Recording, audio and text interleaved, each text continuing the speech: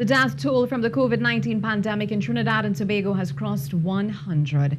3 additional people have died, taking the total number of deaths to 101. The 3 are an elderly male with an elderly female, both with pre-existing medical conditions, and a female.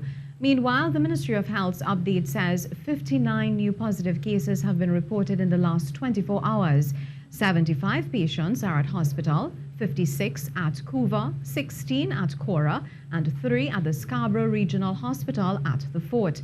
4 patients at the Couva Hospital are in the intensive care unit, while 10 are in the high dependency unit. The total active positive cases are now 1,459, 18 less than on Tuesday. The Health Ministry is hoping to see a further decrease in the daily average of COVID-19 cases by the end of this week. This from Chief Medical Officer Dr. Roshan Parasram, as he noted a continuing trend during the last few weeks. Sunalala joined the Health Ministry's virtual media conference on Wednesday and has this report.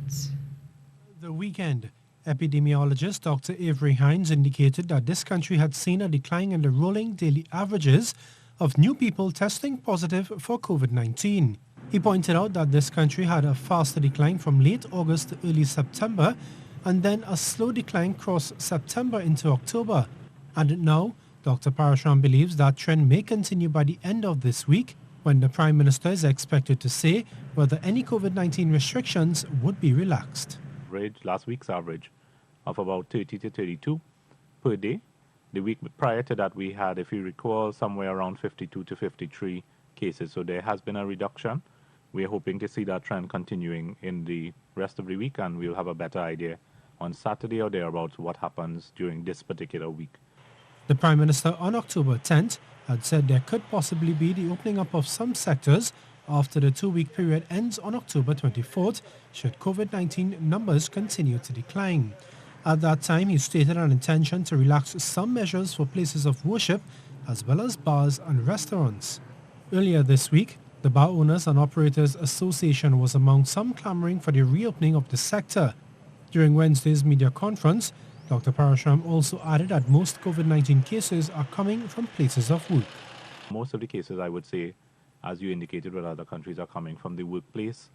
We have some transmission occurring outside of that, which has not been necessarily linked to one source or the next, but the majority of it will be linked to workplace activity. And the County Medical Officer of Health for Caroni, Dr. Janine St. Bernard, urged people not to become complacent at work and to maintain physical distancing while eating with other employees. I see this as a very, very high risk for transmission of COVID because, of course, when you are eating, you are unable to wear your mask.